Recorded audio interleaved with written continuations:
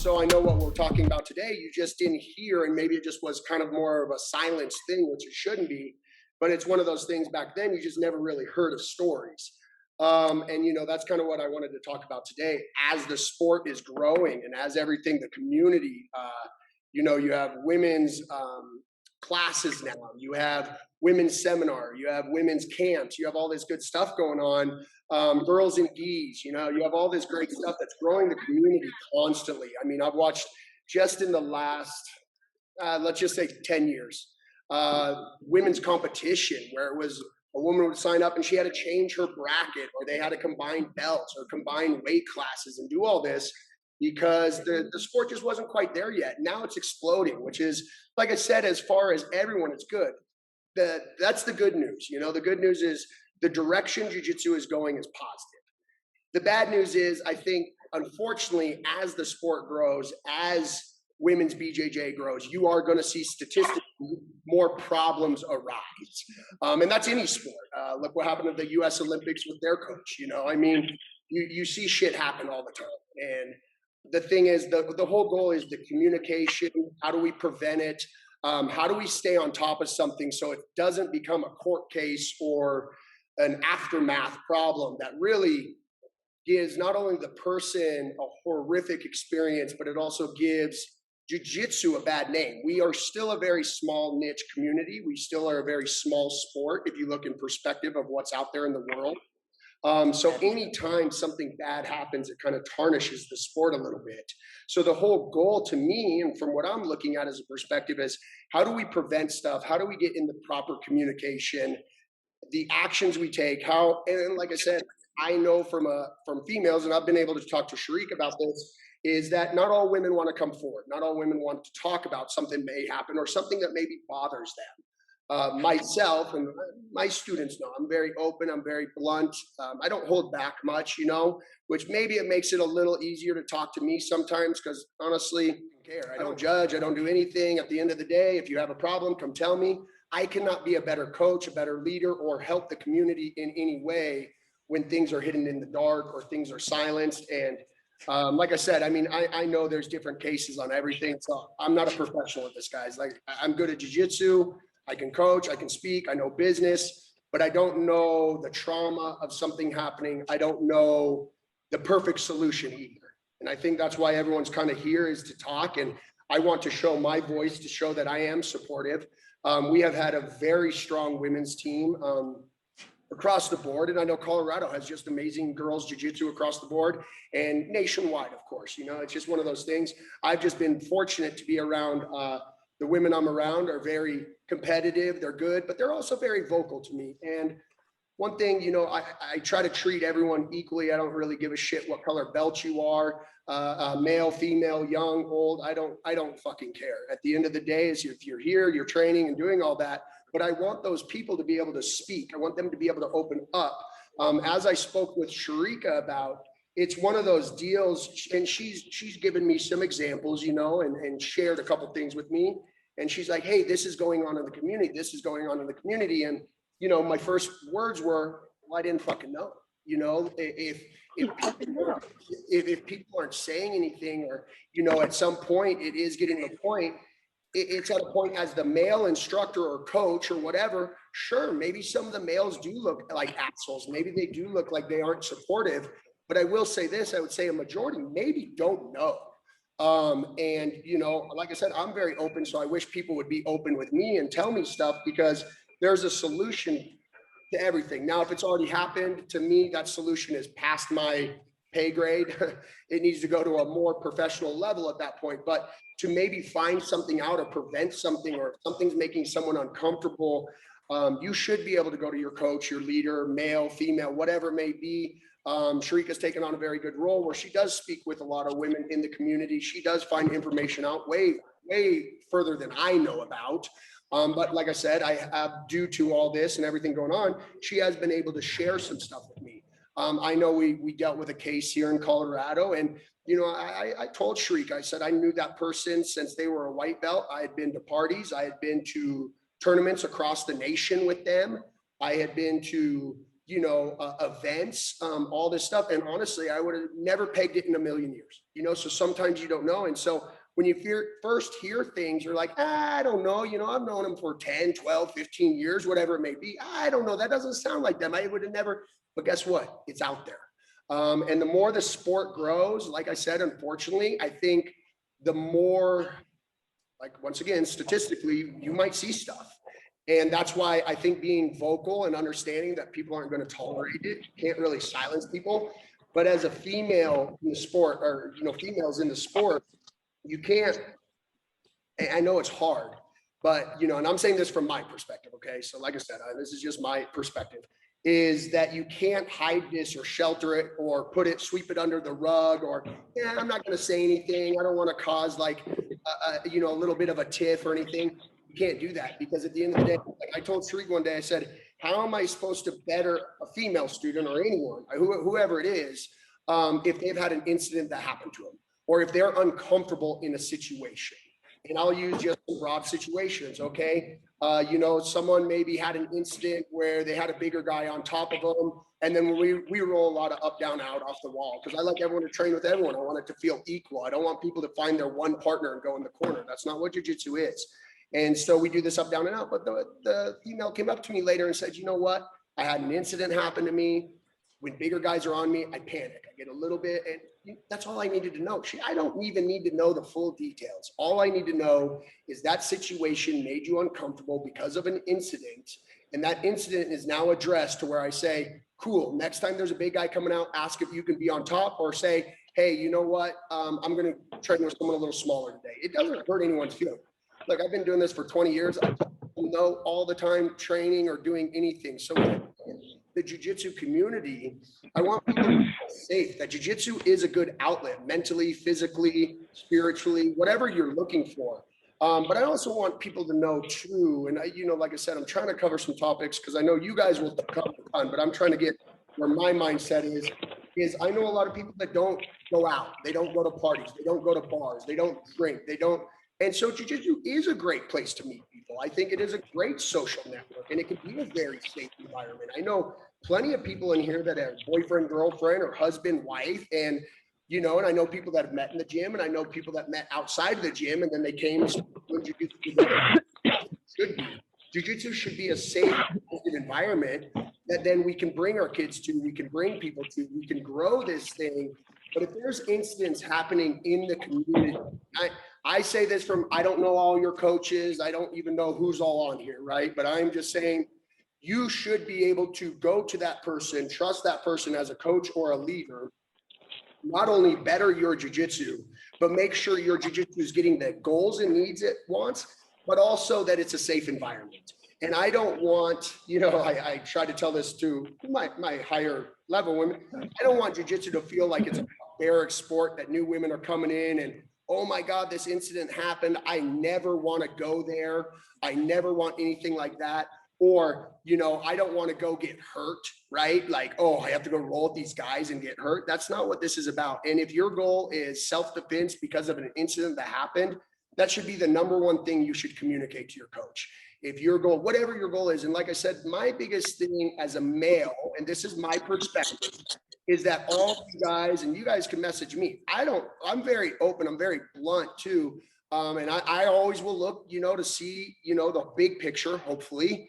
And you guys should be able to communicate and be able to share this. And I know it's good to have your women's community and grow, but to make more awareness of cases that are happening or incidents or uncomfortable or something that's on your mind is one of those deals to me that needs to be communicated. And it needs to be communicated with males also, because like I said, some of the stuff Sharika told me, I was left in the dark. I was like, did not know that, did not know that. Did not know that. It's one of those things as a gym owner and a coach to multiple students of all skill levels, male, female, like I said, of everything. The more I know, the more I can understand, the better I can help the community, the better I can help my students and jiu-jitsu is not going to stop growing. So unfortunately, if we don't kind of get on this and have a very open community where we can communicate and understand what's going on, you will see more incidents get swept under the rug. And then what you hear is the actual cases or the aftermath. And the aftermath is what we never want to even get to, because that's when shit is real. That's when people have really been damaged. That's when the community gets damaged. And like I said, unfortunately, the media these days, it's a lot easier to report bad news than it is good news. And that being said, you know, I just hope everyone kind of comes together. Is there, and I don't know, Sharika, Stephanie, is there any questions you guys, for me, that you guys have from, since I am the only, I guess, male probably standing here, I guess. Is there any questions or anything like that that you guys maybe have from my perspective, or maybe incidents you've been in, or how do you handle this? How do you approach that? I want to make sure everyone's kind of comfortable, maybe from my view. I know you guys communicate way better on what you guys have been going on, but I don't know. Yeah, does anybody have any feedback, any questions they have for Brad, or things that you think men in our community can do to help us navigate this new space that we're in? So we'll open it up. If you do have a question, unmute your mic. I have a question. Yes. I'm wondering how, as a gym owner, do you feel about the complicated legalities of handling if an accusation of assault happens from within your school? What is your biggest fear in tackling that issue when it comes to the legal side of things? I mean, we are talking about people who threaten lawsuits all the time for being accused of things just as much as they do for having incidents happen. How does that affect your decisions as a gym owner? Are you asking how I handle it as a gym owner, what my take on it would be?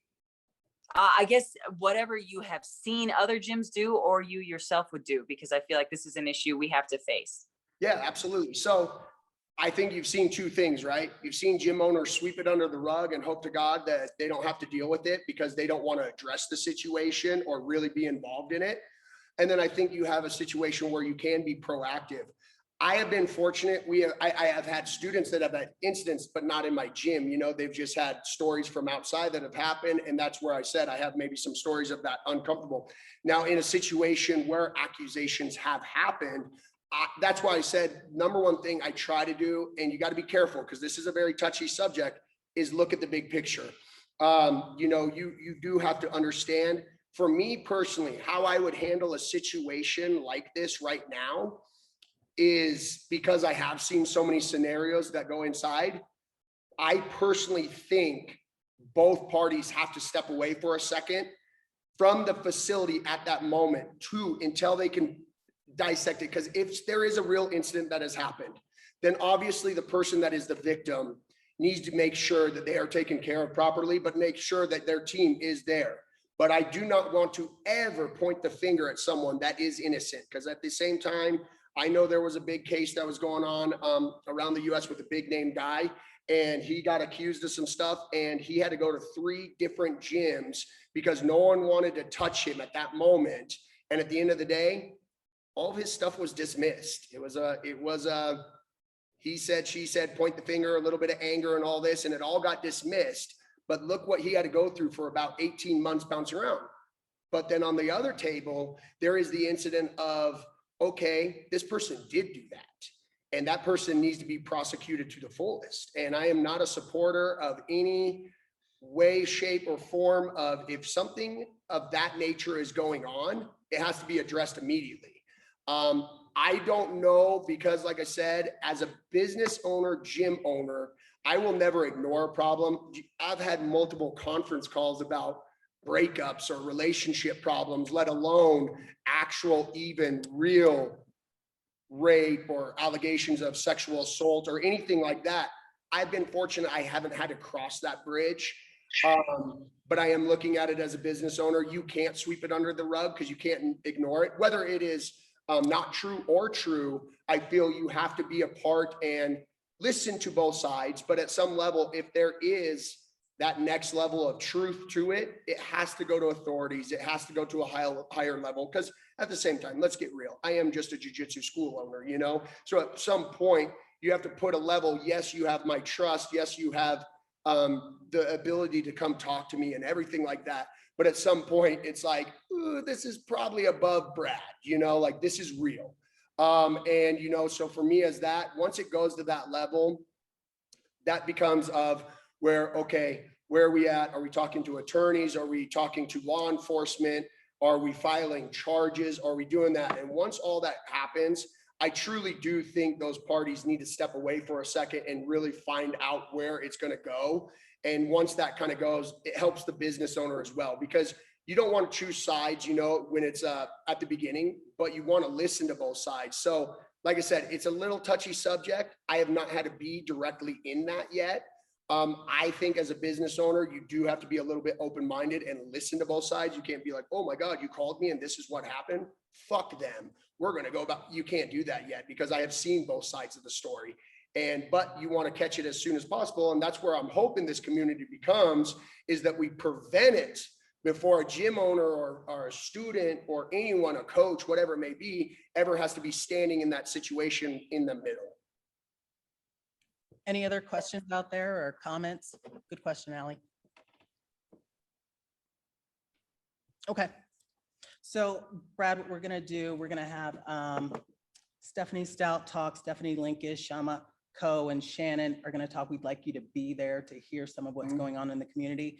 When these girls are ready to maybe unload and talk about real stuff, we will have you leave. We don't want you to be involved. My biggest thing is, like I said, I want to hear kind of, because like I said, the law enforcement side, maybe the legality of some stuff, because it is good to know and understand. But you know, I came here today, like I said, is to build jiu-jitsu in a positive way, to put it in the proper direction, but to also know that I know there's tons of males that are very willing to talk, very willing to be open ears, and it doesn't have to be silenced because maybe an incident happened with a male does not mean you have to silence it from all males, or whatever, you know, that kind of mindset. I am very open, obviously, but it's one of those things. I know a lot of people are too, you know, so I just wanted to make sure that jiu-jitsu keeps growing, positive growth always, but also open communication. There can be a women's community. There is a, you know, overall, but the community is still very small, where it needs to be connected as one, because at the end of the day, we're never going to be an NFL, you know, it's never going to be that big. So it's always going to be a community, and silence, you know, or anything, it doesn't work, because eventually it builds up, and maybe it's too late at that point. And that's what we're trying to prevent. We're trying to prevent the aftermath of everything that happens. So Brad, one thing you touched on is the silence. And I think we have to understand too, that the silence allows this stuff to still continue on. How many of you out there have been raped or know somebody who's been raped in the community? I'm sure there's a lot in this room, and there's a lot on Zoom as well. That's why this is important. And I want to be clear that we're not naive enough to think that, yeah, maybe some people are vindictive, some people lie about those kind of allegations, but I think we can't lump them in with the women who have really been sexually assaulted, and we have to be careful about that. And I hope that some of the things that we discuss are ways we can still support people while being neutral as they go through the court process. But I've seen women in this community and around the world, honestly, that are quiet. It's a dark room. They're by themselves. They don't have people reaching out because people are scared and nervous. And we have to figure out ways to still support these women. And even if it's something as simple as checking in, hey, I just want to make sure you're safe. I think that means a lot to victims. And so hopefully we can brainstorm some of those things. Right now, we're going to turn it over to Stephanie Stout, who is a defense attorney up in Northern Colorado. She's going to talk to us about the legalities of things. And if you have any questions during her talk or after, please feel free to unmute your mic and put those questions out there. Okay. Hi, guys. My name's Stephanie Stout. Like Sharika said, I'm a criminal defense attorney in Northern Colorado. I'm a blue belt. I train out of Catalyst in Windsor under Todd Cornfield, and I am a sexual assault survivor. I was raped when I was a sophomore in college. I was 18 years old, and there was a weapon involved. It was violent, and so I know that side of it too. So Sharika asked me to kind of talk about the legal aspects, And when I was thinking about that, there's two sides of legal aspects. There's civil and there's criminal. We usually think of criminal when we're thinking of sexual assault, but there's a civil aspect to it too. There is a civil cause of action for assault. The standards are different, and the recovery is different. Legal recovery, not psychological recovery. So looking at those, people usually think of the criminal aspect. So first, just so everybody kind of understands, criminal sexual assault in Colorado can take many different forms and has many different levels. Actual sexual assault statutes define sexual assault in a lot of different ways. And so there are a lot of different ways that someone can be assaulted in a criminal setting. And not every assault is criminal. Not every assault meets all of the elements to be a criminal act. It doesn't make it any less important, and it doesn't make it any less harmful to that person. But I think that's something we all need to think about, because I think that's one of the things that Brad was just talking about, is that stopping this before it gets to that level is really important. So criminal sexual assault in the state of Colorado, the highest level of that is going to be something like a forcible rape. That's really defined as intrusion, sexual intrusion. And sexual intrusion is defined as either intrusion into your body, into any orifice of your body by the genitals of another person, or what we usually think of, which is intercourse, either oral, anal, or vaginal. But it can also mean other things. There can be other kinds of penetration. It's only been about, I think 12 years that they've defined penetration by an object as the same level of sexual assault as penetration by a penis or fingers or something else. That was changed a few years ago after there was a huge case in Colorado where a woman was anally raped with a broom. No, it was, I think, an axe handle. And it wasn't considered to be the same level of assault. And so these things are kind of growing as we redefine terms. That's kind of the highest level. The next level would be, and that's a class 3 felony. That highest level is a class 3 felony, and it's punishable by life, up to life in prison. The next level down from that would be an assault that didn't use some kind of weapon or force. It can be coercion. It can be just you said no, and he didn't stop. He or she didn't stop.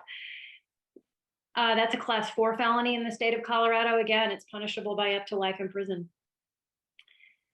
There are all sorts of other types of assaults that can be charged less than that. Attempted assaults, meaning someone takes a step toward an assault. Groping, either over or under the clothes. If someone that you didn't want to touch you grabs your ass in a bar, that's a sexual assault. It's a much lower level of a sexual assault, but it's an assault. It's called unlawful sexual contact.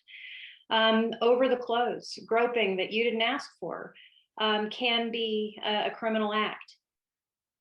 And when I was thinking about what I think is important to know, I think that one of the most important things to know is that not everything is going to fit into the criminal statutes. And when it doesn't fit into the criminal statutes, that doesn't mean that it's not an issue. And I think one of the things that's important for me here is that we all understand that something may be unethical or immoral, but not necessarily criminal. And those are also things that we as women in this field need to be calling out and stopping. What I have seen is that there is some behavior that seems to be kind of endemic with a lot of men and in some gyms, that appears to be kind of in the nature of grooming behaviors. And grooming behaviors are are things that people do to get victims used to behaviors. Some of the comments that I see on some of the Facebook boards, where men, mostly, it's usually men, say this is no big deal. But there are some female apologists too that I've seen where they say, oh, boys will be boys. It's just locker room talk. It's really not that big a deal. Where they start making comments that are demeaning or implying a weakness or implying that people should just accept that it was no big deal. Those are the kinds of grooming behaviors that I see that seem to be trying to, get people used to this, so that when something does happen, it isn't taken as seriously, or the victim in the case doesn't recognize that she's really been victimized. And that's a real issue, is when victims don't realize that they've actually been victimized. I think somebody else is going to talk a little bit about the reporting process, but I'll talk a little bit about the court process. If you actually do make one of these allegations and it is charged as a criminal act, the court process is something that can be really scary, but it's a necessary part. Typically in Colorado, they don't release the names of victims to the media, and they are actually even usually protected within court files. And so those are court files that are not going to be available to everyone like they might be in other situations. So you do have some protections. The courts move very slowly. And so justice isn't always something that's quick, and it isn't always something that even happens. There are things that will create a situation where a case really can't go forward, but it still happened, or a case isn't something where a prosecutor can get a conviction, but it happened. And so there are a lot of those kinds of situations, and those are usually something that are best addressed on a case-by-case kind of basis, but there are some situations. I think that one of the biggest things that I see when I think of this in the perspective of jiu-jitsu is that when you think about the act of sexual assault and you think about what's actually happening, where you're incapacitating a victim and you're holding them down and you're forcing something onto them against their will, that's really similar to the whole idea behind jiu-jitsu. And so someone who is inclined to see that as something that's maybe very attractive to them may be very drawn to this kind of a sport. And I think we need to be aware of that. I think we need to be aware of it. I think we need to be watching for it. I don't know that we have to be hyper vigilant, but I think when we see those kinds of warning signs, that's when we need to be bringing that to our coaches and to some of the more trusted, older, more experienced people in the gym, and asking them some questions. Was this normal? Was what I was feeling here normal? Because we do put ourselves in very, very vulnerable positions when we get out on the mats and roll. When you think about the whole idea of what we're doing, laying on our backs and wrapping our legs around someone and letting them pin us to the mat is a very vulnerable position. And if there is anything about that is seeming like maybe it's off, then I think that that's something that needs to be brought to someone's attention immediately. Does anybody have questions about the actual legal aspects of what is a sexual assault, what would be required, or what kind of things would happen in court? Because I can take this in whatever direction we want to go. But I wanted to make sure you covered the things that don't necessarily rise to the level of rape, but certainly sexual assault, grabbing people, and things that could occur here in a gym environment. I know a lot of us are friends, we get together, we go to maybe a fight to win event. And so some of those occasions, did you expound upon those? And a little bit. I can sort of make that really clear. There are things that are going to happen at jiu-jitsu that are going to be consensual and aren't going to be a sexual assault. Someone's going to grab your boob while they're trying to do something completely accidentally, and that's not a sexual assault. However, somebody might try to use jiu-jitsu to cover for consistently trying to touch someone in a way that's not appropriate. And I think that's why we have to pay attention to what's really going on. You know, there were, you know, we are going to be in vulnerable positions. We are going to have people rubbing up against our bodies, because that's just what jujitsu is. But when it is repeated, or when it feels creepy, you know, you can tell the difference between combat training and the creepy guy. And if or girl, doesn't even have to be a guy, the creepy guy or girl. If it feels creepy, then step back and watch and look and listen, and don't be afraid to mention it to something. I know that there's a group of men at my gym who are big and strong and adore me, and if I say something about someone, they will step in and they will try to figure out if there's something that they can do. I'm tiny and old, and you know, I'm a Master 5 light feather. I am little bitty and I'm old. And there have been people who haven't necessarily sexually assaulted me, but who have tried to hurt me, because I'm kind of scrappy and I don't really know when to give up, and who've tried to hurt me. And I've mentioned that to some of these other, usually the younger men in the gym, and you know, they'll take the guy for a roll. I had one time where one of the coaches watched what happened, and he rolled with the guy after class so hard that the guy had to run out the back door and throw up. It was a great day for me. As he was, Enforcer. oh yeah, as the guy was running out, my coach looked at me and he's like, "That was for you." So they do have your back, but you have to have a group of people, I think, and it doesn't have to be men who are going to beat people up for you, because I mean, we're not in this sport to have men who beat people up for us. You know, we're not the shrinking violets. But I do think you have to have people in the gym that you can talk to, because if something like that happens, you may be wondering, it may be a gray area, and you may be wondering, well, am I overreacting to this, or did something really happen to me? And I think that that's a time to actually talk about, you know, what really happened, and maybe compare some notes, because if it's happening to you, there's a very good chance that it's happening to someone else. If there's a predator on the mats, he or she is probably not just going after one person. You probably have not been singled out. Right. And did you kind of go over instances where there is not consent? Maybe it's a no and they supply you with drugs or alcohol. No, I didn't. So yeah, the consent is a defense to sexual assault. It's one of the only defenses to sexual assault when something actually has happened. There's going to be implied consent when you're on the mats and someone brushes up against a part of your body that normally they wouldn't be allowed to touch.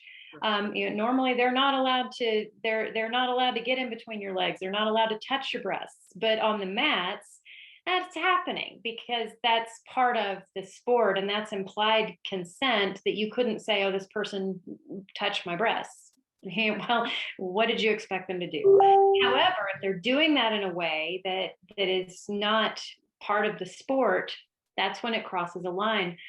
If you are at a party with your teammates and you are somehow incapacitated, you can't give consent. So if in Colorado, I know there's a big case recently in Minnesota that everybody's been talking about, where they overturned a conviction because the woman was drunk, but he didn't get her drunk. She got herself drunk.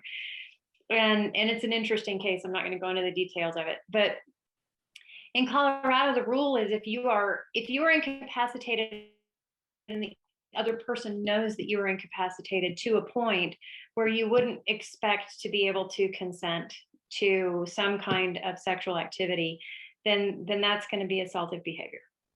And so you have to keep in mind that that there's going to be an analysis that's going to be done on you know, how drunk are you, and how'd you get that, and what were you wearing?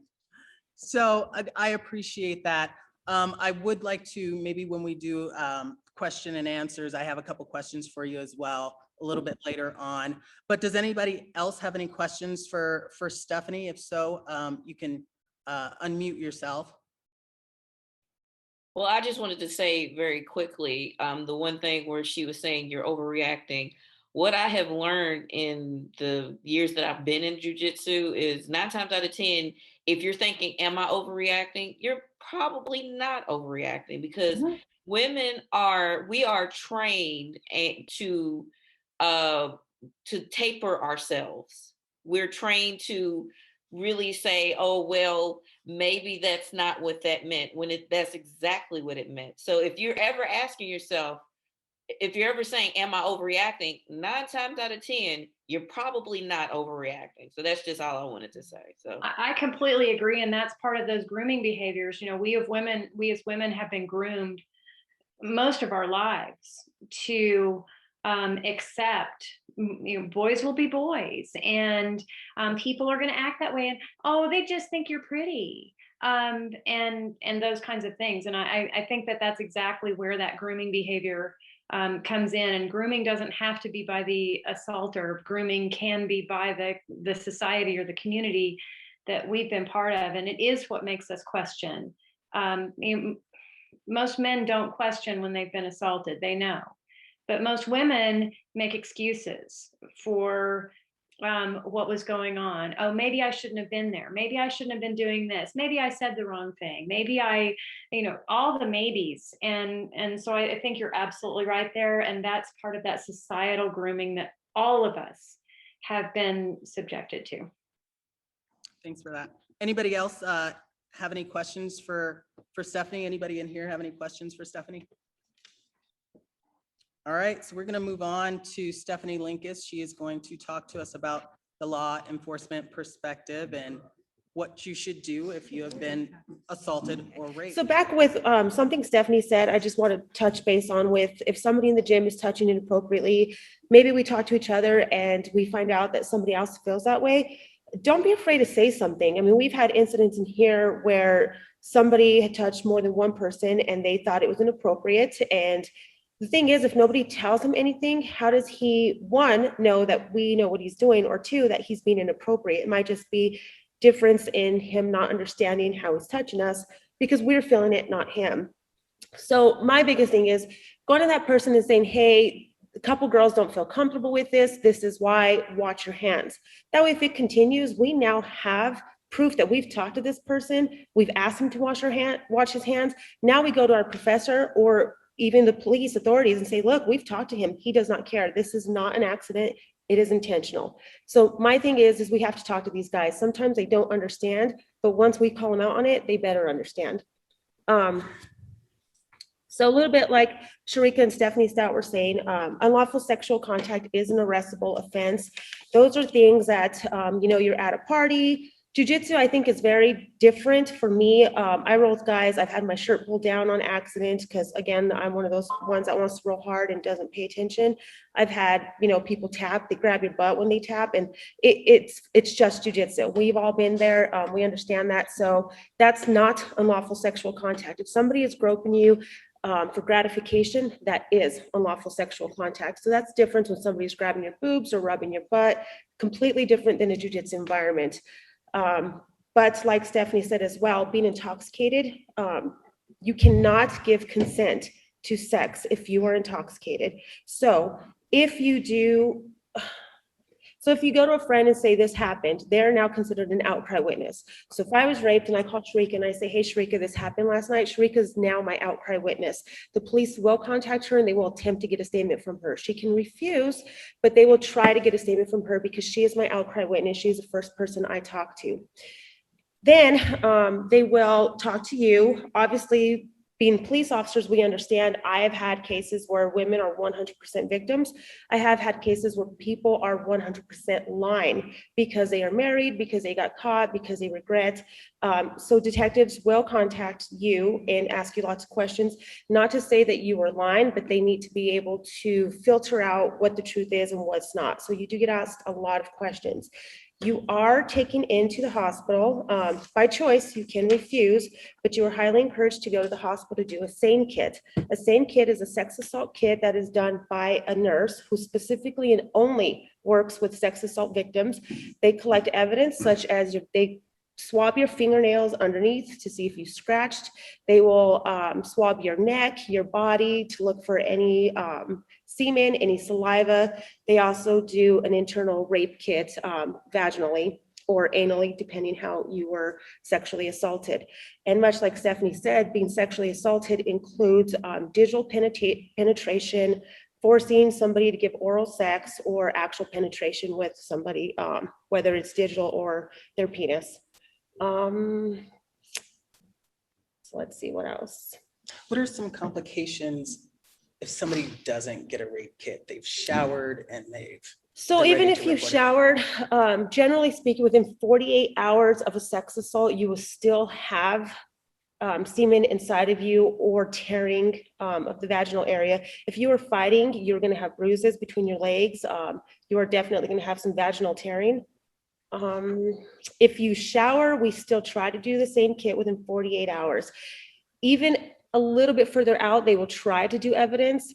But the problem is, and I'm sure Stephanie's run into this as well, being on the defense side, the problem is once you've washed the evidence off, it now becomes he said, she said. And even with evidence there, you're going to have a hard time with the he said, she said, because only two people were in that room generally, and you both are going to have completely opposite stories, along with bedding. So they will take if it happened in your bedroom, they will take your bedding, they will take your clothes, they will take your underwear. So even if you showered, you sat in the bathtub, they're still going to take your clothes, they're still going to check under your nails to see if you have any skin tissue under there. They're going to take your clothes, your underwear, anything you're wearing, and anything that possibly has any evidence on it.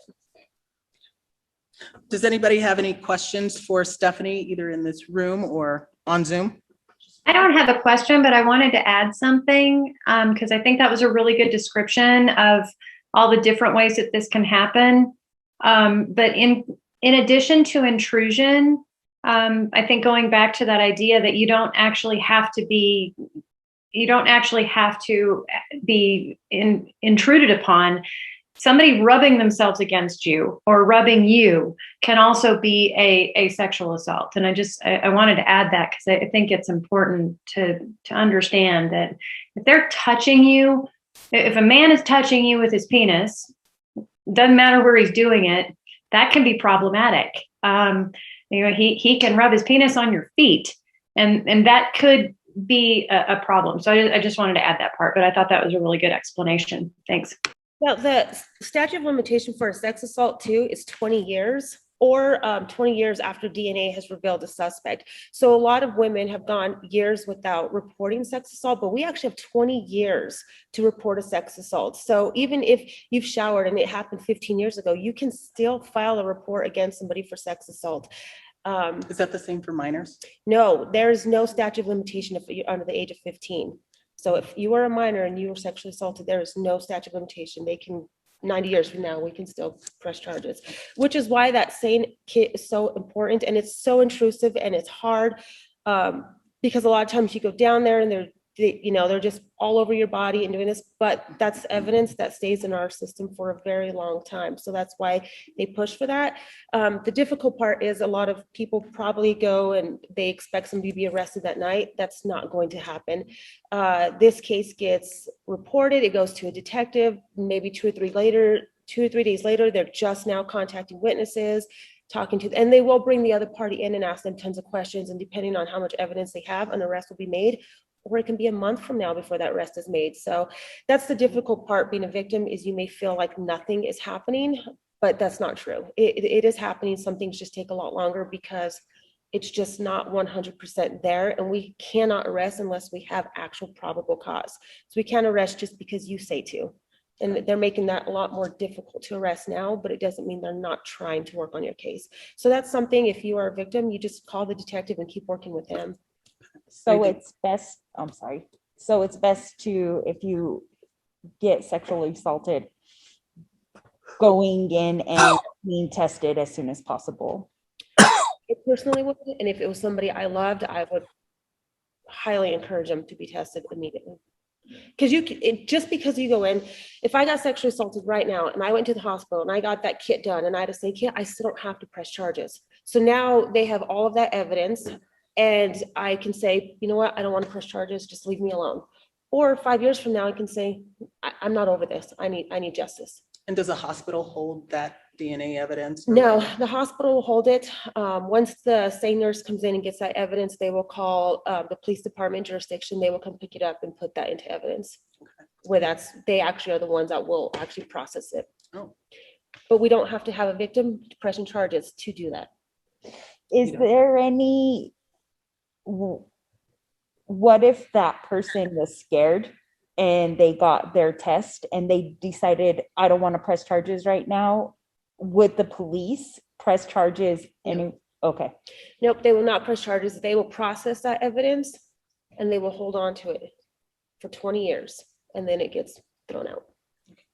And Terry? That was very much the question I was going to ask is what would you recommend for someone who has experienced an assault to ensure that it doesn't become a he said, she said, or that it be, it's more highly likely to be prosecutable even if it's in the future. So getting the same kit, obviously, are there other steps that you think someone should get as soon as possible?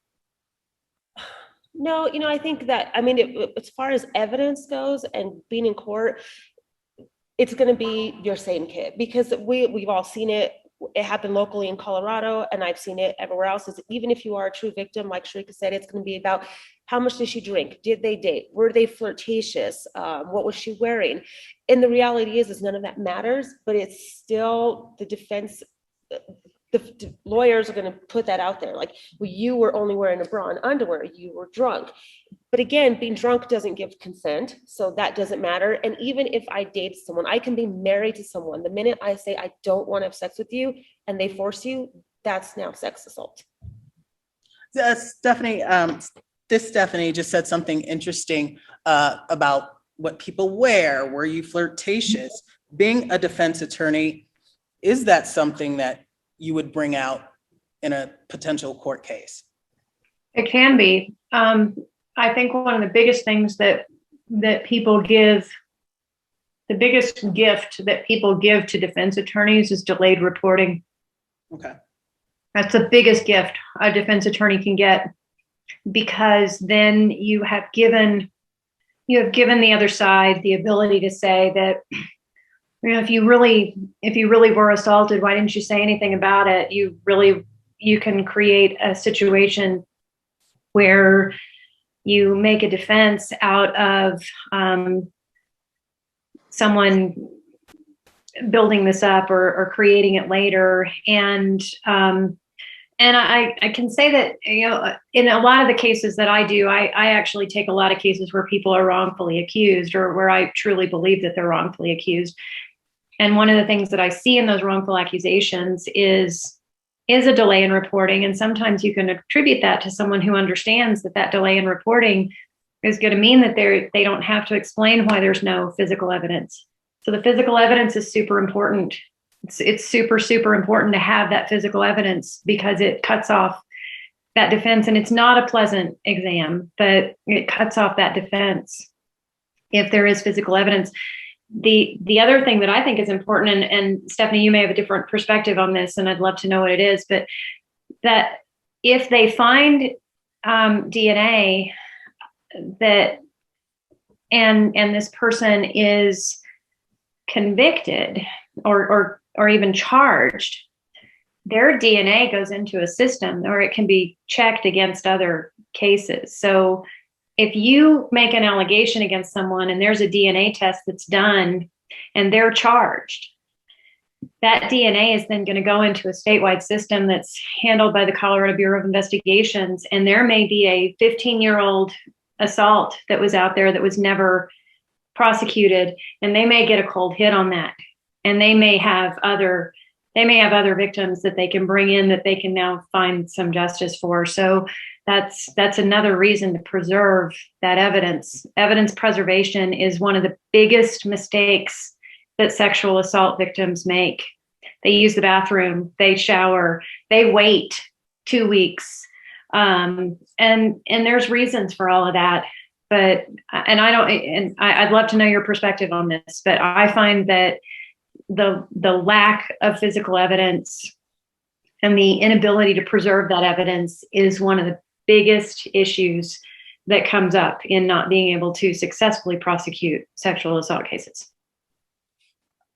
Yeah, I agree, Steph. I think we have that same issue. So when you're talking about DNA with CODIS, it's not just Colorado, it's an actual, FBI uses it as well. So if that DNA goes into CODIS and there's a string of sex assaults or homicides, they will actually compare that DNA with everything. So it's not just Colorado, it's a national database. But I do agree, if you call 2-3 weeks later, you're probably not going to get the same sympathy from the officers as well, because we do deal with a lot of false reporting. But again, like I said, if as hard as it is to have such an intrusive exam, you can have your underwear processed and your bedding processed and your body processed, and that can all just sit in a locker room for weeks. So now when it goes to court and they say, why didn't you report it? Well, I had a hard time reporting it, but I clearly had something happen because I went in that night and my entire body was processed for, you know, a same kit and a sex assault. So that will shut down, I think, pretty quickly when you're like, Sorry, I'm muting myself so you don't have to hear me. you're fine. No, I think, you know, if you don't want to report it right away and you're not sure, then fine, don't. But that evidence, if you go in that night and say, I had my body processed because something happened to me that night, you're going to shut a defense attorney down a lot quicker and a lot easier. Stephanie, I have a question. The conviction rate for rape is extremely low. Can you give us some of the reasons why they are so low? Like why cases are thrown out? Is it mainly having no DNA and it's just a he said, she said? Yeah, it is. And it is mainly the lack of any kind of physical evidence. If there's physical evidence in a case, you've just made the job of the defense attorney 100 times harder. And you know that there is, if you don't have any physical evidence, then you not only have a defense of consent, but you have a defense of this didn't even happen. I don't even know why this woman's saying this. If there's DNA evidence or other kinds of physical evidence there, well, then that avenue is gone. And then you have to, you know, if you've got DNA, you're pretty much stuck with a consent defense. And then you have to look at this situation, and a consent defense is really hard to run when you have a client who this woman clearly wouldn't have consented to. And I've had that situation, and I didn't win that case. You know, I had a situation years ago where I had a client who they have DNA, his DNA is all over her. And he said it was a consent defense. And this was not a woman who was ever going to have consented to this man. So, yeah, I think that lack of physical evidence is huge, because you do then end up with this situation that the delayed reporting is huge. Delayed reporting hands a defense attorney just a wonderful gift of, you know, why didn't you do this? And people are, it also depends on what jurisdiction you're in. I work up in bright red northern Colorado, and so it's my juries are very different than maybe Boulder or someplace like that. But it also depends on that. You do sometimes have some very misogynistic jurors who sometimes think about some of the situations that maybe they could have been in, that, oh, well, if I didn't do this, he didn't do it. So there's a lot in play, but I think the two biggest are delayed reporting and lack of physical evidence. Fair enough. So just to clarify something real quick, when I say that you don't have to be a victim of a sex assault, so just to be clear, if it is a domestic, which means you've had sexual relations with this person in the past, that is different. So if you tell me that you are part of a domestic, Colorado is a must prosecute state for domestic. So if it is a domestic sex assault where you were injured and sexually assaulted, then the prosecution and the DA will actually go through with charges. Without the victim. So they will continue charges without a victim if there is a domestic involved with that. So if it's just physical sex abuse. assault with a friend or somebody you are acquaintance with, that's different. But if you've had prior relationship with somebody and there's domestic, they will continue to prosecute without you. Even if you're not currently in a relationship. Oh, okay.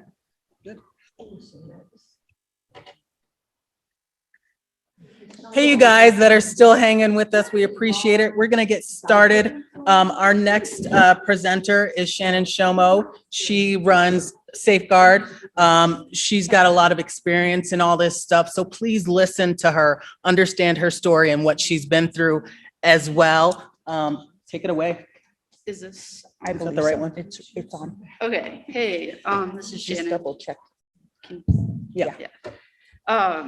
Yeah, so, sorry, this ended up being a lot harder for me than I was expecting. Yeah, I think it always sneaks up on me. But Safeguard was really important for me because there is such a strong culture of silence. You know, I've silently read a lot of comments on social media. It's probably bad for my mental health, but you know, you can just see the attitudes of so many in the community, including women too, who just don't believe this ever happens, and it does. And I think a lot of the problem is, granted, I kind of missed what both the Stephanie said, but you know, just in the statistics, when I was looking at like, am I going to do this? Am I sticking this through the criminal justice process? It's like 0.5% are convicted. And I was just like, what the fuck am I doing? You know, I just decided that the only way I could live with myself in the future was to do everything I could, regardless of the outcome. But it feels like a hopeless battle when you're hoping to win through the criminal justice system. And so when I would see these stories come out on social media about this happening to other women, everyone just shuts it down, like innocent until proven guilty. Well, she dropped the case, she must have been lying. Well, I talked to the guy and he said it didn't happen. And she's not telling her side of the story publicly because it's really fucking hard to do that. And if she won't tell her story, she must be lying. And she disappeared, so there's even more proof.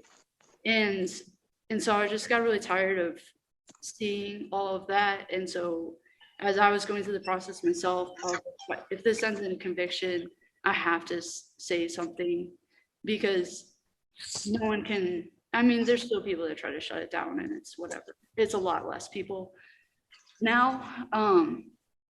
And so that's why I came up with Safeguard. Because a really big part of how I got out of that situation was just like learning what psychological abuse is and how it starts and how it's cultivated.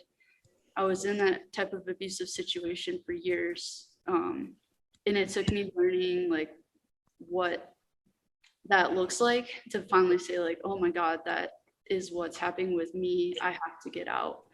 And so I've tried to put a lot of that summary on the Safeguard site, and that was like the first push on social media. It's just like, hey, this is how it happens. This is what it looks like in the jiu-jitsu context. Because now that I'm out and I've had a few bad experiences, I can see it. Like, I can see this happening now. But when you don't know what's happening, you don't know. When you're going through it. Yeah, when you're going through it. And then after you've been through it and you know the pattern, you're like, why? This feels so obvious to me. Why can't anybody see this happening? And so I think that's going to be a huge first step into preventing these situations in the future, is both for women to know how it starts, but men.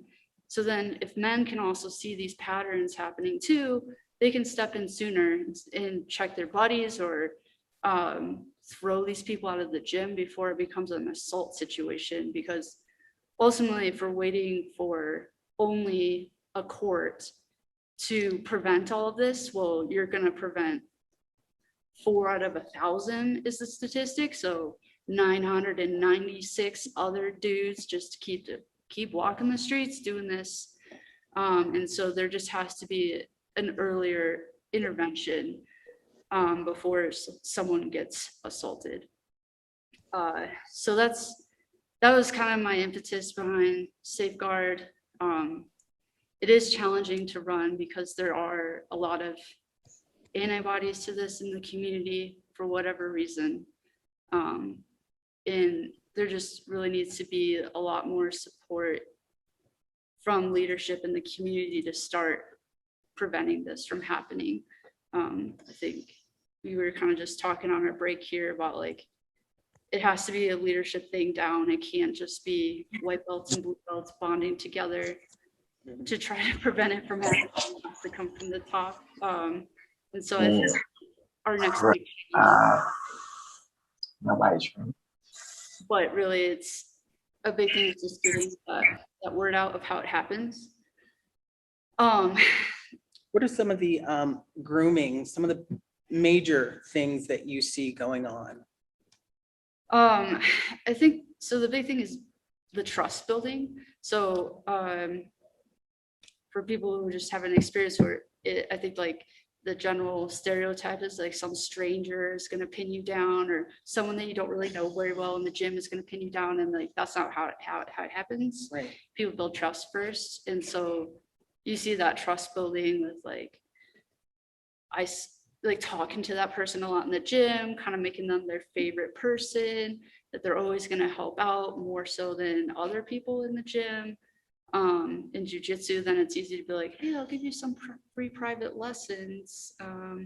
That way you can get better at jujitsu because everyone gets addicted and wants to do it more. So you're like, oh, cool, some free private lessons from this person that thinks I'm their favorite person. This is nice. And so that's a big piece how it starts. You know, a lot of women especially are coming with like traumatic experiences from their past that are bringing them to jujitsu to try to like move past that. And so I think you see a lot of that, like those perpetrators engaging in conversation about it to act like they're going to be a very supportive person. And so you just keep trusting that person with more and more information.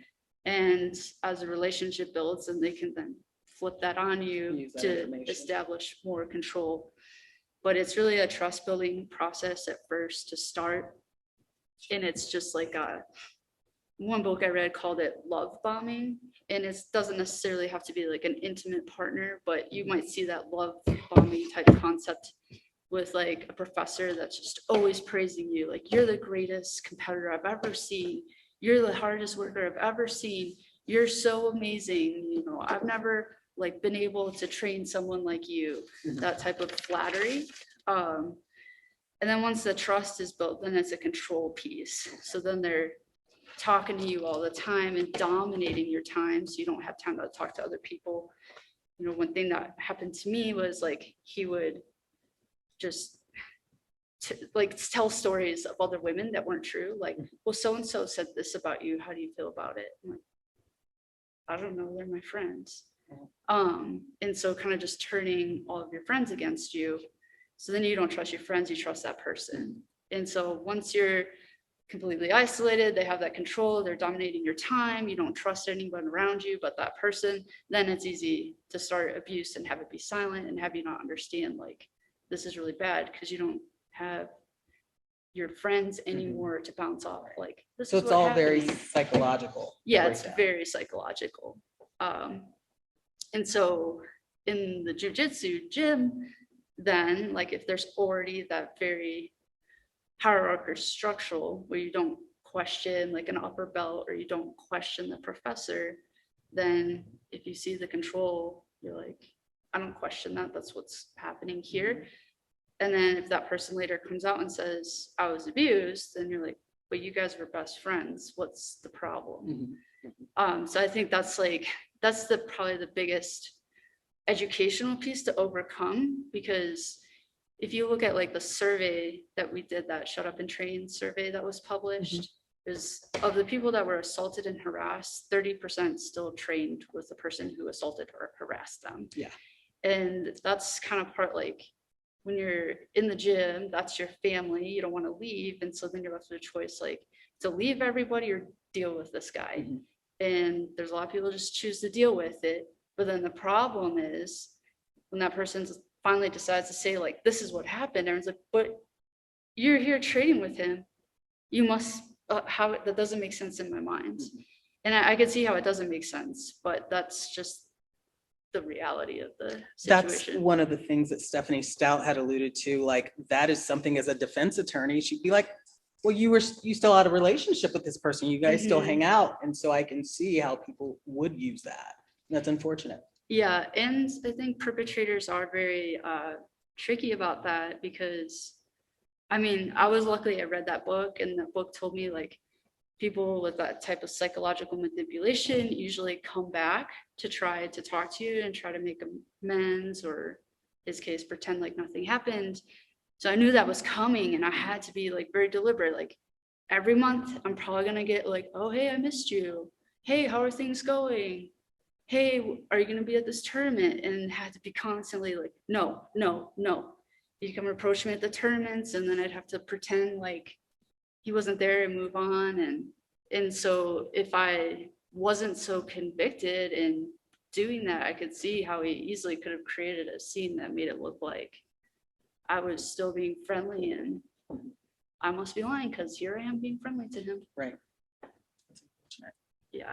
So we have some upper belts on Zoom too. I think Claudia might still be out there, but Kim, you're out there. Kim Blake, what do you guys do in your gym? Do you have any of these instances, or how do you prevent them? If you can unmute and let us know how you guys, I guess, provide a safe place in your gym, I'd love to hear it. Just keeping it open, watching. We have meetings amongst the instructors on a weekly basis, but having people feel safe within the class, because I'm the only female instructor at my gym. We do get the people, and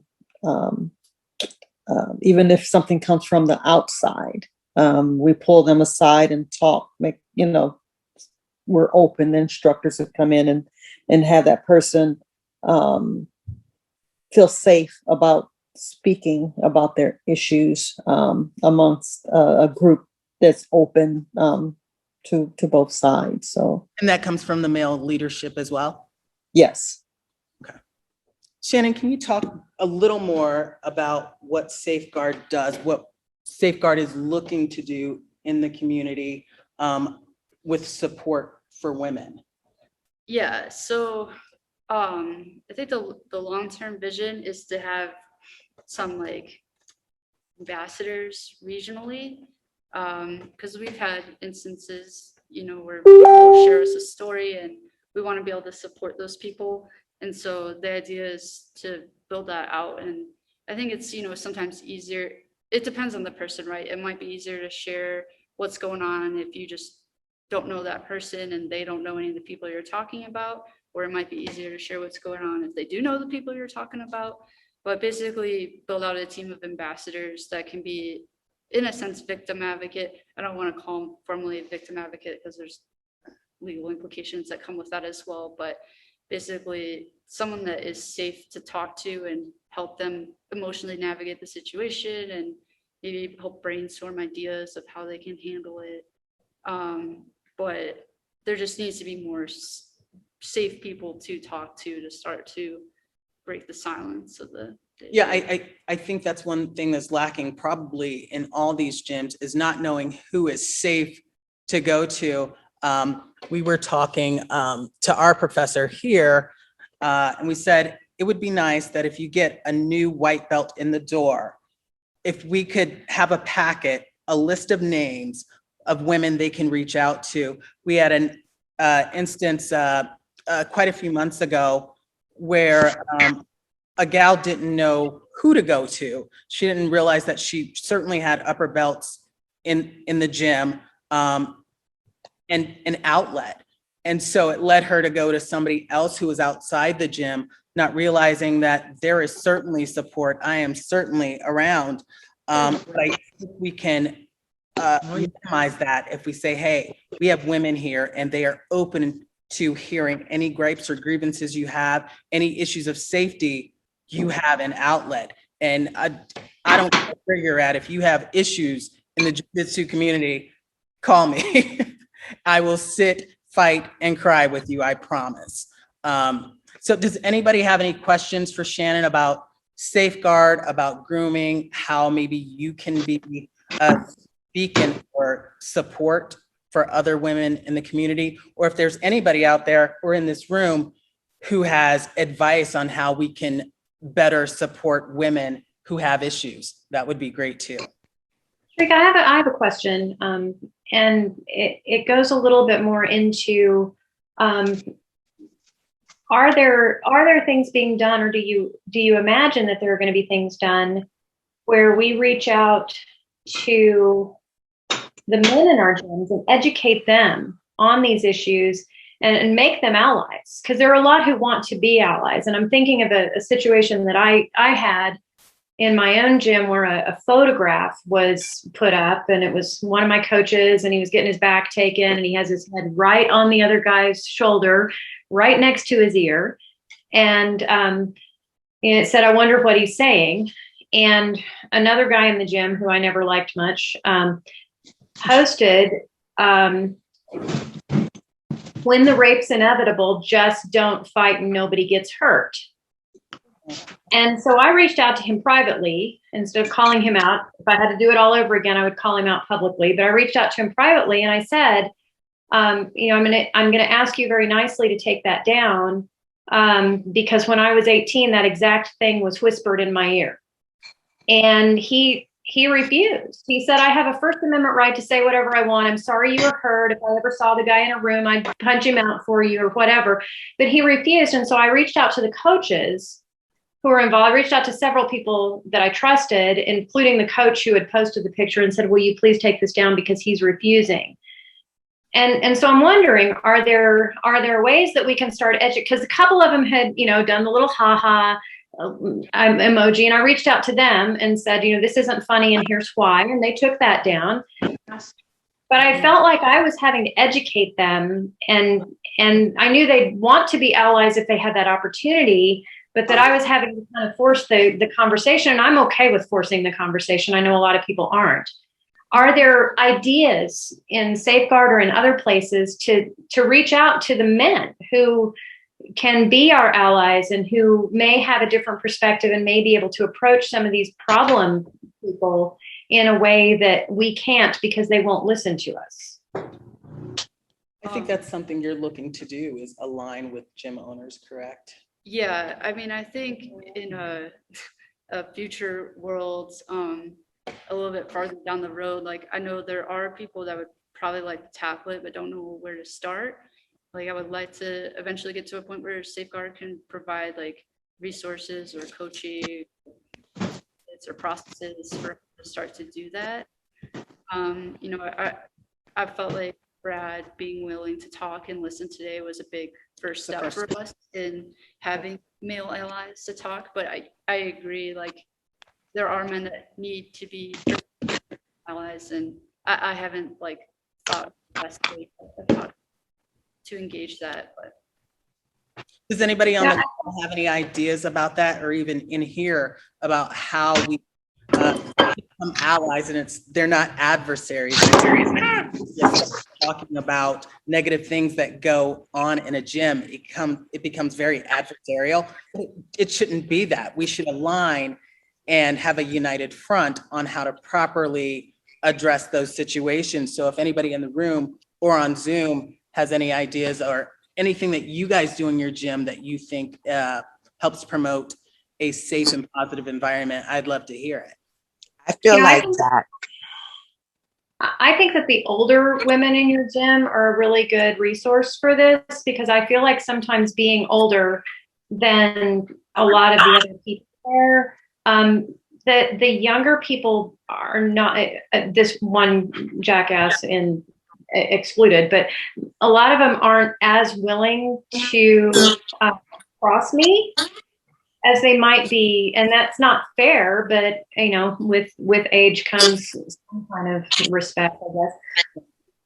And I think that maybe that's a possibility, is that we don't have a lot of old women in the gym, but they're a great resource. We've got a little old lady in the gym reach out to her, because I can guarantee you she's not afraid to tell these people what she thinks. Very true. Stephanie, would you mind, you told me a story about a guy who was going a little too rough, and there was something that you said to him, and I was like, I love that woman. Would you mind sharing that story? He was probably early to mid 20s. He was huge. I am not. And he was brand new. And so the good thing about being old and little is you get some decent technique, because it's all you have. I don't have strength. I don't have speed. But I do have sneakiness and some technique. And he got mad about that. And so he basically just grabbed me and physically forced me onto my back, because he was way stronger than me, pinned me down. And it was past sweep or submit, and held down all of my limbs, and then moved around and looked up, and he goes, "That's a pass." And so I stood up, and I was mad, because I don't take that well. And I looked at him and I said, "All you just proved is that you could rape someone." And I stomped off the mat, and may or may not should have said that. I never rolled with him again. He's no longer training. But that's true. And I think some of these men need to understand that when they use their strength, I've gotten a little bit better with the young male white belts, especially, of just saying, you realize that you're using strength right now, and on me that works, but on that guy over there, that's not going to, so you're not learning anything. And so I've gotten better about that as I've progressed in my jiu-jitsu career, but that's true. Yeah, you told me that story. I was like, holy cow, this woman is a goddamn boss. I appreciate that. So it looks like we have some questions really quick. Laura, it looks like you have your hand up. And what about Mango in New York City? Looks like you have your hand up. Hi, yes, I do. I have a comment. Okay, I don't know if we have a Facebook group or an actual Instagram page where we can all stay in contact to continue the conversation. And for the topic about men who would like to be allies or whatever, if they would like to join the group or want to join whatever we're doing, that way we can have access to their social media, so we can see what they're posting anyway, so we can screen them. But then when incidents happen, we can screen record or screenshot and then put it in the room, so we could have all this information to do something with. That would be awesome. Okay, that's it. Thank you. Sorry guys, I was muted before. Can you hear me now? Yes, we can, Laura. Oh, I wanted to say thank you guys so much for doing this. It's amazing. And I'm a survivor as well. And I think this is such an important issue. And honestly, I hadn't ever really thought about it. I myself used jiu-jitsu, right, to feel stronger and empowered, but I hadn't really thought about it from the point of view of what you had to deal with, Shannon, and I'm really sorry. I think it's great if you would have, women ambassadors to help you. I didn't know beyond that. Would you provide training for them, right? So people could reach out to them, but also, you can keep an eye on what they know is best, or any rules or things around that. But then moving it a step beyond that, just like having gyms maybe even be safeguard approved gyms where they've also taken some kind of training like we do in the corporate world, and people have to take sexual harassment training or things like that, just where we're educating the men, especially the coaches. I think about our gym has a couple women coaches. A lot of gyms have women coaches. I think ladies think they could reach out to, but for the gyms where there are not women coaches, or maybe upper women belts, or maybe even many women, they might not kind of know how to reach out or what's a safe place to go, or we try to point out to our new ladies, like, these guys are good guys to start with training, you can feel safe, but not everybody has that. So anything I can do to help, or just let me know, please. Okay, thank you so much. Yeah, I'm sorry to hear you're a survivor as well. We were talking about how it's not a fun club to be a part of, but I'm really glad you're here with us today. I think, yeah, I'm definitely along the same lines of thought of what you brought up. So I guess my second phase of safeguard is the ambassador. My third phase thought is to have like a list of safe gyms. I know on Women's Grappling Network, there's been a few comments when people are like, I'm tired of hearing about this. Where's the bad list? How do I know? And like, okay, well, legally you can't really just have bad lists.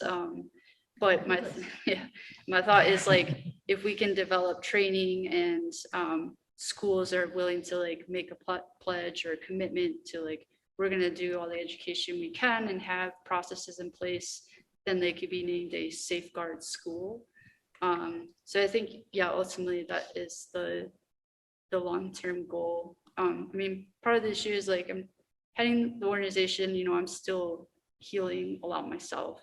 So I have put things kind of on pause the last few months, but I think that was my vision of like the long-term state of jujitsu is exactly what you're saying, which is reassuring to me because then it sounds like maybe it's a good idea is to have if schools implement these things, they can call themselves like a safeguard pledge school.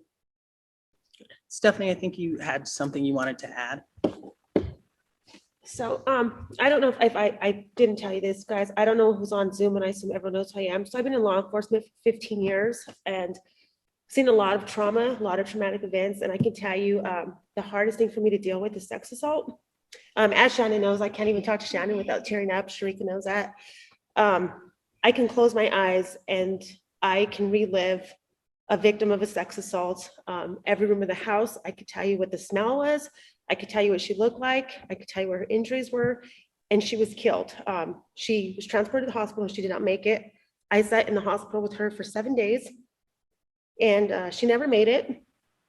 And I'm a brown belt. I also do jujitsu for self-defense, and I can tell you, I like to think I'm strong, but obviously we all have men who are stronger than us, including women. If we compete, we know that. And I've also been a victim of lots of crimes, so I would never force a victim to come out and say they're a victim. But I will say with this girl who was 19, her suspects were taken into custody, and this was not their first one. They had raped multiple women before. So kind of thought about it when I was talking to Shannon. It's hard to be a victim and come forward, but we all have to remember, if you come forward and this person is caught, they can't do it to anyone else. So like Shannon said, this is not a good club to be a part of. But if I can prevent somebody else from feeling that way, we got to remember to do that too. So being a victim is not easy, but we can also prevent somebody else from being a victim in the future. Allie, I think you had your hand up. Yeah, and this just recently happened, so I haven't had a chance to really break it down with you guys, but because I had a little bit of time spent with Safeguard, and I know I've been out of it for a little bit, you guys actually this program has already started to make a difference with some people. A lot of this stuff that we have discussed in terms of how to work through Safeguard and how to get men to participate have been things I've discussed with my husband. And, you know, he also sees a lot of sexual assault because he works in the ER. He's dealt with a lot of it. And I have to give my props to Stephanie Linkus. I know that's really traumatic for you guys to have to experience on your end too. And I don't think you get a lot of support for that. So thank you for what you do. But we recently helped Mo Black give a self-defense seminar, and there were guys there. And Tim made sure to sit those guys down and discuss with them very clearly what men can do, noticing that men can also be victims of sexual assault, and that needs to be dealt with. But very clearly stating your job is not to avenge anyone. You're not to go beat up the rapist. You need to be there for the women. But the most important thing you can do is talk to your friends and make sure they don't do the kind of shit that is rape culture. And I don't think that would be a discussion he would have had if not for this group and just the constant impact it has of seeing so many people in the jiu-jitsu community dealing with this stuff. So I think the idea of having men talk to men is a huge and powerful thing that we just need to start asking them to do. Like Tim was all on board to actually participate because he felt very empowered in being able to help.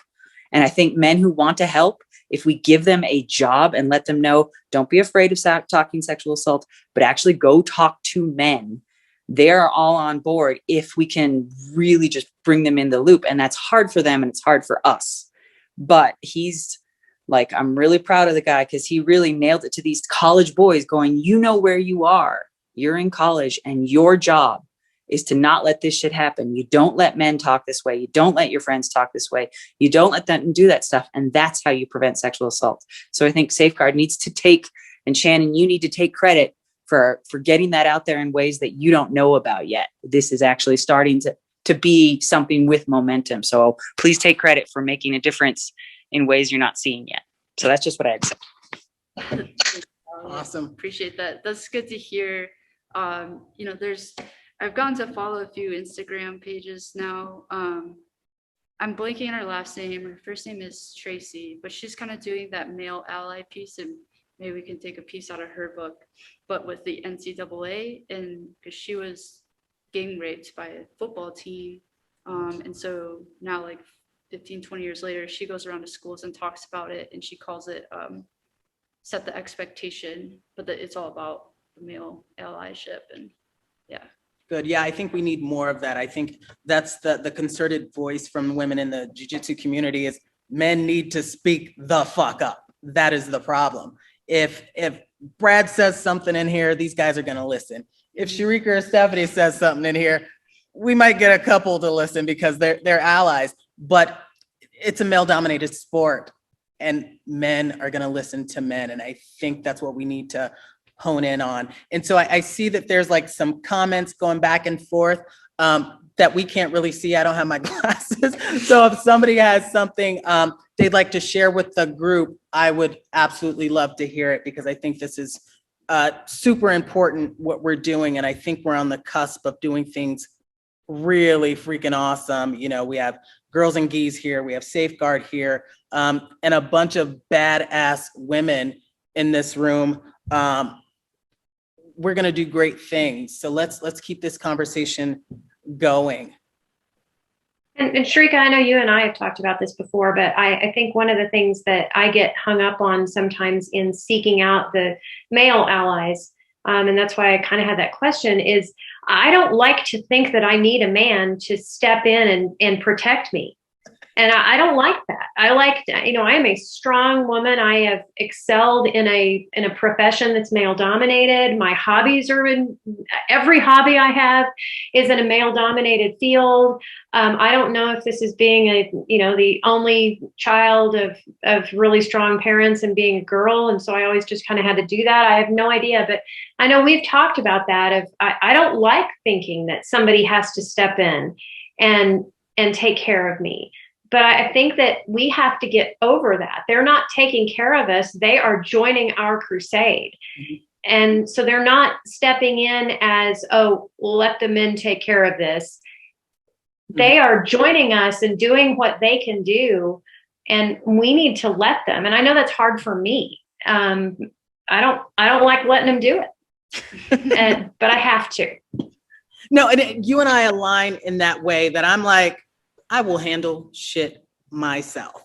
But it is so much better if we can align and be a unified front in a positive message. And I think it will eradicate some of these bad actors we have showing up in our gyms.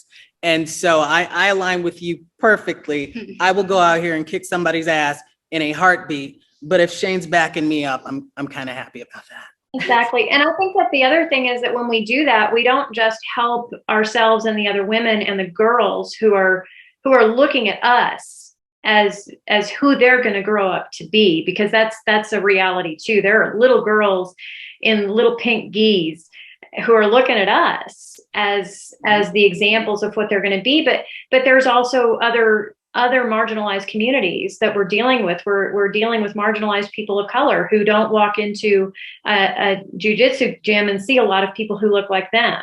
We're dealing with LGBTQ people who don't walk into a jiu-jitsu gym. You know, I have to imagine there are a lot of gay men out there who are probably very reluctant to walk into a jiu-jitsu gym because it doesn't seem like a really welcoming place for them. And so I think that this is bigger than just what we're doing. I don't know that we need to, protect everybody, but in a way we are. And we're also showing those little girls who are out there on the mats that they can grow up to be strong, powerful women, and they don't have to take this shit from anybody. Absolutely. Well, and I think it's not even so much about protecting as it is changing the mindset. Why do we have to change? Why do we have to change our behavior to keep ourselves safe?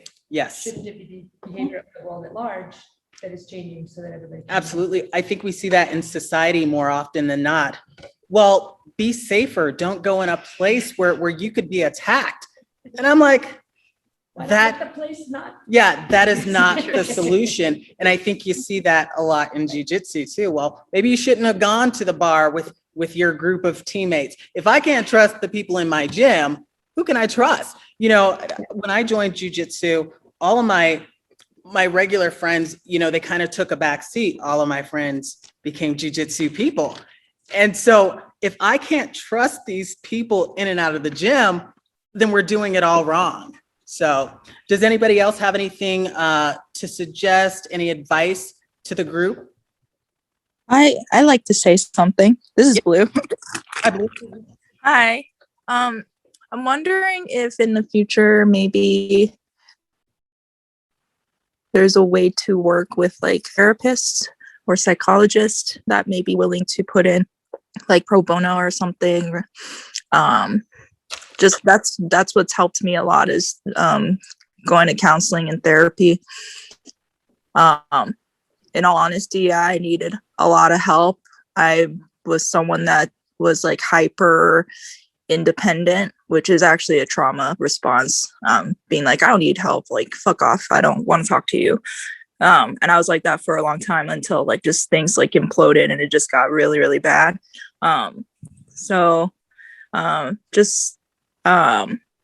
Maybe some sort of resources like that. I know sometimes therapy, things like that are hard to come by and not necessarily affordable. So it would be nice for something like that to be available because, not all the time you can get justice, unfortunately. But it's just much better it is good option to get therapy just to free yourself of that shame and burden that you shouldn't be carrying. Absolutely. I think if we look in like Women's Grappling Network, there are a lot of women in there in the mental health arena. And so maybe we can reach out to those women and align with those women. Maybe they would be open to having women reach out, or we can develop some kind of infrastructure that will allow women to be able to reach out, understanding that the information that they're sharing will be kept confidential, and that, it would be a free service. I think by and large, women in the jiu-jitsu community are all about how they can roll their sleeves up and help move our agendas and initiatives forward. So I'm going to write that down. That's something I will spearhead and try to get other women on board to see how we can maybe get something like that going. Because I think you're right, it is important, and not everybody has that as an available resource. Yeah. And I don't know about other places, but I know the Blue Bench for us here in Colorado, the Blue Bench, you can receive free help. Yeah, I was just maybe another idea too is kind of dovetailing on that is having a network of people who can help if you need to make a report. Because one of the things that struck me when Shannon was talking is that, those statistics about how few people are actually convicted, the biggest number in that, it's about 956 of those aren't convicted because they aren't reported. And, it's not that they're reported and they're investigated and they go to trial and then they never win at trial. It's because they're not reported. Okay. And it's hard to report. I didn't report when I was assaulted when I was 18 because I was young and I was scared and I didn't think anyone was going to believe me. And because he was older and rich and successful. And I didn't think anyone would believe that he held a knife to me and raped me. I didn't think anyone would believe that story when I was 18 years old. If I had to do it all over again, it would be very different, but I'm in a very different part in my life. And so maybe a system of people who can help if someone wants to make a report is something that perhaps we can put together, because it is hard to do. I know that firsthand, especially if you're young, especially if you're naive, especially if you're questioning whether you were at fault. Was my skirt too tight? Was I, did I bat my lashes too much? Did I lead him on? Did I really say no, or do I just not really remember that? But maybe some advocates who, they don't have to be professional advocates, but maybe people who are willing to do that, who can go and talk to the professors or the coaches, who can talk to law enforcement, who can talk to some other people on the team. That kind of a list of people who are available might be helpful, because that's the biggest reason that people reoffend, is because no one ever reported them in the first place. I look back now and I think, how many other women did that man hurt because I didn't have the strength to report him? And I don't know the answer to that. I'm kind of horrified by the answer to that. But it was a long time ago. And I wish that I'd had someone that I knew that I could reach out to. I think that's kind of something Safeguard is looking to be, kind of a resource where we can maybe handhold. And I don't know what that looks like for you, Shannon. Yeah, I think originally my thought was to have that be as a part of the ambassador, where because most police officers, right, Stephanie, have victim advocates offices that you could refer a person to, and they could. If you do a report, you're given a victim advocate assigned to you, and that includes grief counseling. So they do offer that if it's reported. Okay. And it's free counseling. Yeah, we have people who donate to victim assistance, and that's what they're using that money for. So there are resources. You have Blue Bench, and if you are somebody who has reported a rape to law enforcement, they also have free resources for counseling and things like that. But I think some people fall through the cracks, like Blue had mentioned. And so I think it would be nice to have an infrastructure for jujitsu women, where there's some emergency call numbers. I tell you, you call me and there's a problem, I'm up and asking, okay, where are we going? And I think there's a lot of women in this jujitsu community that will align with you, help you through that. And if we have to go bury somebody, I'll bring a shovel, and we can handle those things. You just let me know. That's not legal. Not legal? Okay. Stephanie said that's not legal. Just call me. I think Stephanie's probably gives enough instruction on how to not get caught. So call me first. We'll call Stephanie Stout first. Fair enough. I think that's it's a good point though, because I didn't report anything. It didn't even cross my mind that it was something to report. And then I was like, oh, this shit was a class 3 felony. Oh my God. It wasn't until there was a different report that it even occurred to me that was something that could have or should have been done.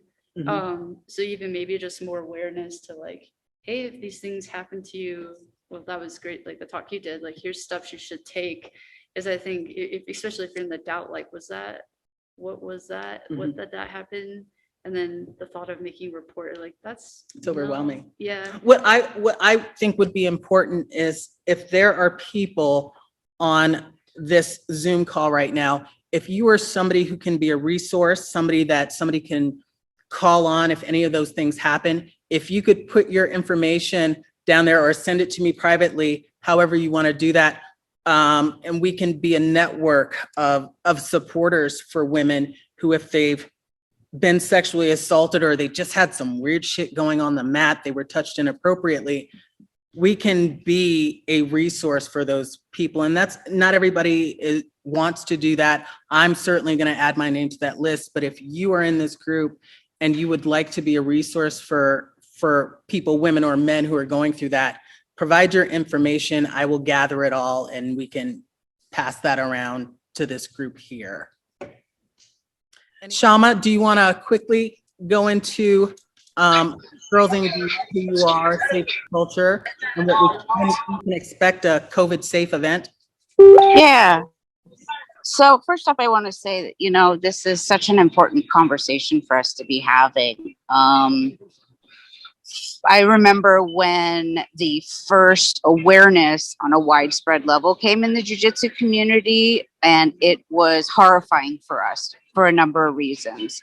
It was a worst case situation where it was two teammates that had raped a fellow teammate in a parking garage, and it was all caught on videotape for all of us to watch.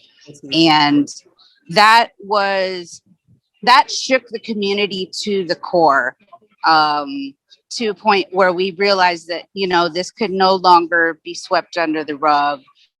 A lot of women felt a little bit more confident and comfortable coming forward.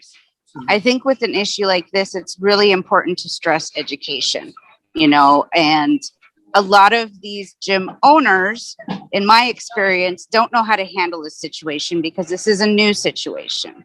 There have not been a lot of women in jiu-jitsu until within the past 10 years, it's started to really blow up.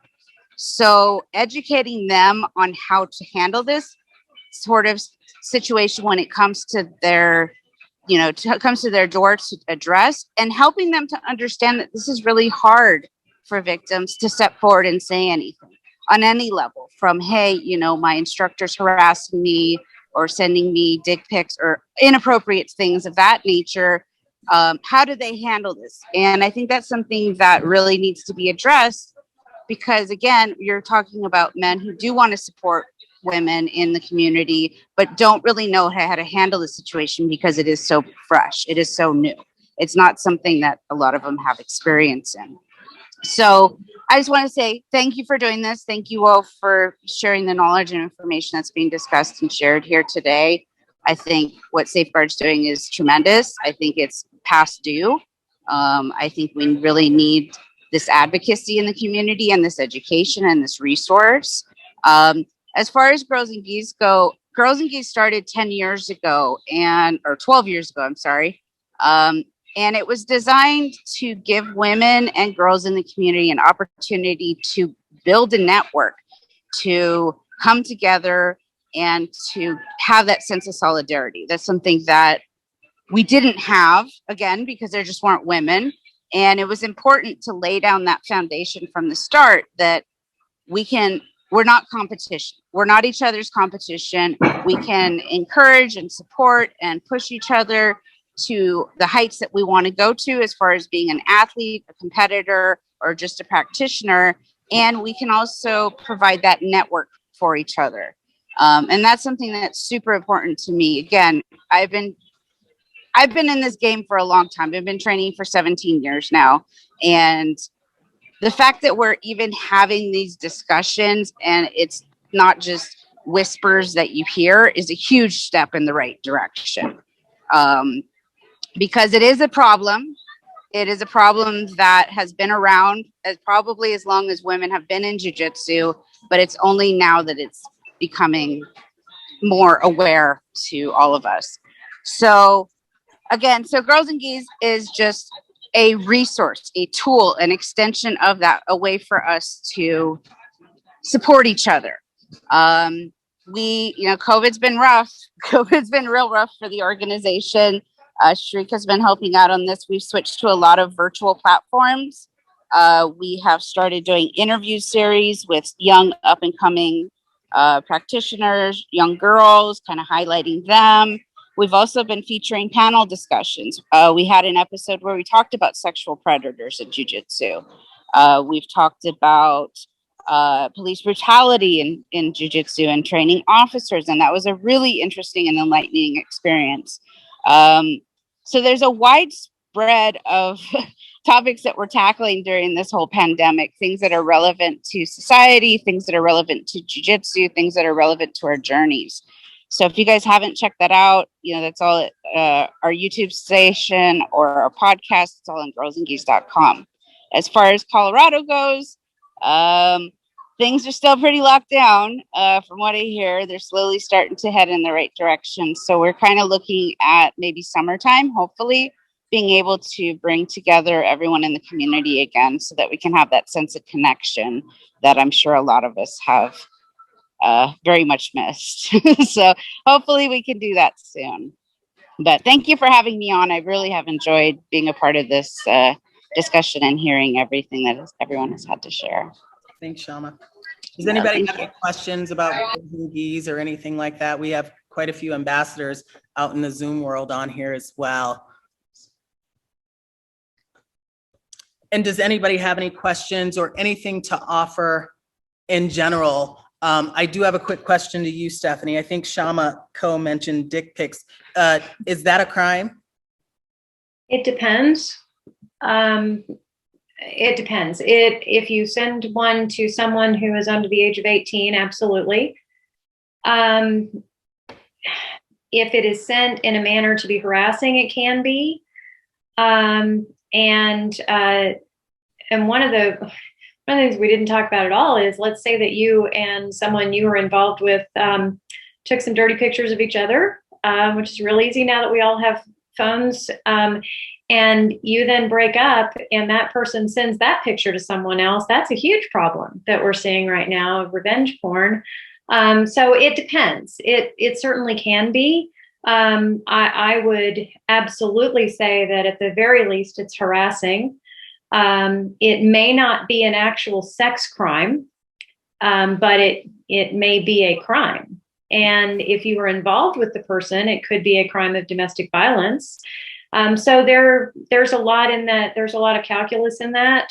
But it certainly could be. If it is unwarranted and unwelcome, then probably the best thing to do is immediately send something back and say, do not contact me anymore. Do not send me anything like this.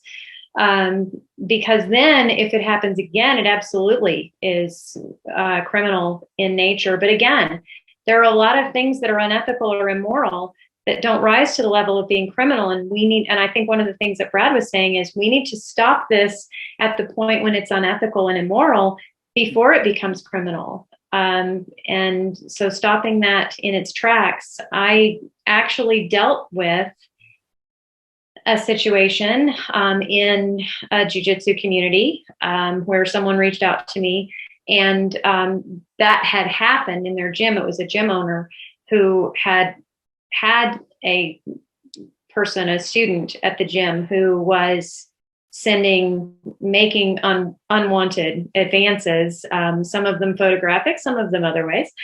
And we were able to step in and, my watch just started talking to me. That was weird. And we were able to step in and put a very quick end to that before it became something bigger. So, that's the thing to remember. I don't know why, just in general, men think we want pictures of their junk. I don't understand why they think we want that in the first place. It's just, they're not attractive. They're not, it's just, I don't know why they think that in the first place, but yeah, if it's happening, certainly that's one of those things. Reach out to some people, find out how many other people he sent a picture of his dick to, because you're not the only one. Fair enough. Amy, do you have anything you'd like to add? Maybe. And after Amy, if anybody else has any questions out in the gallery, we'd love to hear them. Or if you have advice on what we can do to be great out here. I guess the only thing I would have to say is I think that sometimes in dealing with this stuff, it does become overwhelming because you feel like you're not making a difference in the macro culture. And I think each of us have a responsibility to change our micro culture. We are bystanders and are bystanders in a lot of these incidences that happen around us. And like Sharika said, she's definitely a bystander that will step in to change the outcome. We don't want to be on the other side of needing to report a sexual crime. We want to stop them from happening. And each of us can change kind of in our own gyms or in our own our thoughts. Instead of questioning any of the situation, just believe the person when they come to you and tell you. And then just help them with whatever they need the help with. Don't question anything, and just whatever level they need you to take that to them. Take it there with them. Don't force them. Don't make a joke out of it. Don't ask them what they did to contribute to it. Just believe them and help them. And I think that's where this has to change. Like, we have to individually make a change instead of thinking, well, the whole culture needs to change. It does, but it's not going to change all at once. It has to be a little bit at a time, one person at a time. And we can educate the men in our lives, and we can ask the men in our lives to come alongside us, because I know that in the gyms that we're in, there are friendly men. There are men that don't want to hurt women. Men are oblivious. I think you have to be very straightforward and open and plain with them. You cannot assume that they understood anything. I still baffle my husband, and we've been married for 22 years. He still doesn't get me until I plainly state it. But I think that, I hate talking. I guess that's all I have to say. It's just, we're on the right track with Safeguard, but don't sit around waiting for Safeguard to do it. Don't be complacent. Start doing it so that when Safeguard steps in, it's not a massive change. The culture has already started to shift. That's good. So like that. one good thing about taking back from this meeting is, I think one good thing about taking out of this meeting is to go back to your gyms after this town hall and discuss with your coach or professor or significant other at first what we talked about today, so that way they're informed and on board. Yeah, I think most of us have partners in jiu-jitsu. And do we have any other pieces of advice, any nuggets of wisdom from you guys? There was a question on the chat that said, what do you do if the perpetrator is a teacher or still teaching and interacting with students? Who would you go to? That's tough. I think because they probably are in a position of power, you feel very overwhelmed and you are very afraid.